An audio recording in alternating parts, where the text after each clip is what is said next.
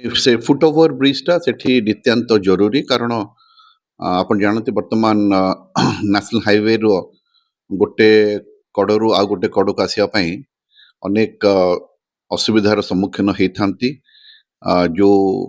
व्यक्ति विशेष माने hospital district headquarter hospital को आसिया पई एवं रास्ता पार कला बेले भी रिस्क रही थाए से दृष्टि सेठी गोटे फुटओभर ब्रिज रो आवश्यकता थिला एवं माननीय सांसद मध्य लेखिकी देइथिले नेशनल हाईवे अथॉरिटी को तेणु नेशनल हाईवे अथॉरिटी मध्य तापर विचार विमर्श करके सेठी अनुमोदन करिछि करिबा पई एवं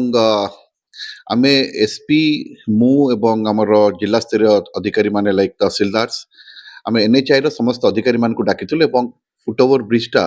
केते जल्दी कार्यक्षम हेबो सेति पई आ कोन समस्या रहिछि सेति पई आमे काली आमे सेठिके जाइथिलु जून 1 तारिख दिन एवं जहाँ परिदर्शन रु जना पड़ा जे सेठी किसी समस्या नहीं एवं सेठी सरकारी जगह मध्य उपलब्ध अच्छी जो सरकारी जगह कि नेशनल हाईवे अथॉरिटी रो नियंत्रणाधीन अच्छी तेणु सेठी खूब जल्दी से माने करिवे मु आशा करुच्ची ये प्रक्रियाटी जून शेष बेलू तांकर टेंडर प्रक्रिया सरीजिव एवं जुलाई 1 वीक सुधा से स्टार्ट करदेवे नेशनल हाईवे अथॉरिटी रो कर्तृपक्ष कहते तो टेंडर प्रक्रिया को से माने इमिडिएटली जिबे ऑलरेडी प्रपोजल टा दे सारी छंदी तांकर रीजनल ऑफिस जोटा कि भुवनेश्वर अवस्थित तेणु आम एक्सपेक्ट करूचु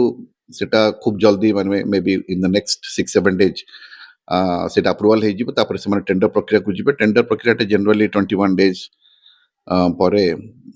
टेंडर 21 डेज प्लस तांकर इवैल्यूएशन टाइम तो एभली भाबरे मु आशा करूची जुलाई रे स्टार्ट हे जिवो प्रोजेक्ट टा